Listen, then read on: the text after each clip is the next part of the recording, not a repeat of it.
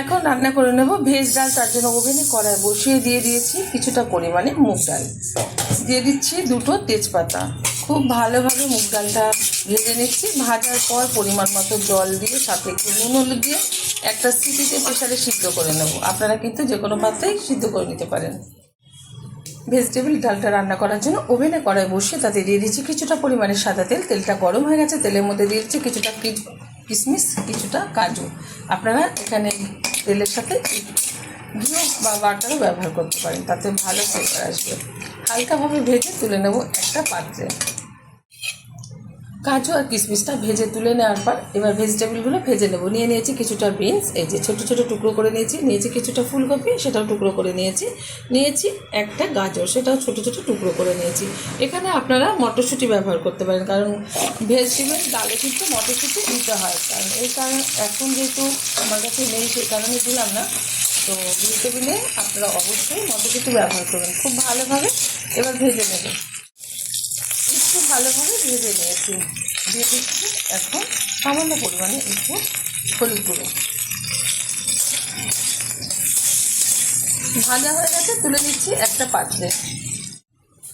ভেজিটেবলগুলো তুলে নিয়েছি একটা পাত্রে। আবারও একটু সামান্য পরিমাণে তেল ব্যবহার করলাম কড়াইতে। এখন দিয়ে দিচ্ছি তেলের মধ্যে 3টে এলাচ আর কিছুটা গোটা জিরে। এবার ভালোভাবে একটু ভেজে নিয়েছি। এখন দিয়ে দেবো এর মধ্যে কিছুটা আদা বাটা। ভালোভাবে নেড়ে চেড়ে দিচ্ছি। দিয়ে দিচ্ছি হাফ চামচ মতো হলুদ গুঁড়ো। হাফ চামচ কম ব্যবহার করলাম, যেহেতু সিদ্ধ করার সময় কিন্তু ডালে আমি নুন আর হলুদ ব্যবহার করছি, সেই কারণে আমি হলুদটা সামান্য পরিমাণে ব্যবহার করলাম। দিয়ে দিচ্ছি কুচিয়ে রাখা একটা বড় সাইজের টমেটো।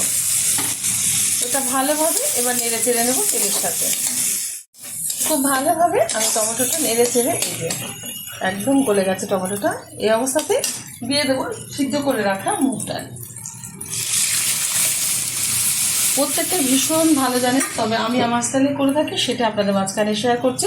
আশা করি ভালো লাগবে। চ্যানেলটিকে সাবস্ক্রাইব করবেন, লাইক করবেন, শেয়ার করবেন। দিয়ে দিচ্ছি পরিমাণ মতো চিনি, মানে স্বাদ মতো চিনি ব্যবহার করলাম। এখন দিয়ে দেবো এর মধ্যে ভেজিটেবল ভেজে রাখা। দিয়ে দিচ্ছি ভেজে রাখা কাজু আর কিশমিশ।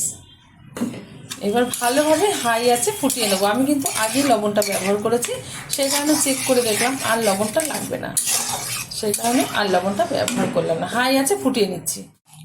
খুব সুন্দরভাবে কিন্তু হাই আছে আমি ডালটা ফুটিয়ে নিয়েছি। আর ভেজিটেবলগুলো কিন্তু খুব ভালোভাবে এই যে সিদ্ধ হয়ে গেছে।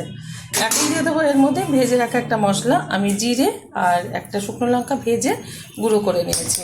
এটা কিন্তু মাস্ট, এটা কিন্তু দিতে হয় ভেজিটেবল ডালে। দিয়ে দিচ্ছি গরম মশলার গুঁড়ো, দিয়ে দেবো কিছুটা পরিমাণে ঘি। এবার আবারও 1 থেকে 1.5 মিনিট মতো হাই আছে ফুটিয়ে নেবো, তাহলে কিন্তু তৈরি হয়ে যাবে আজকের ভেজিটেবল ডাল।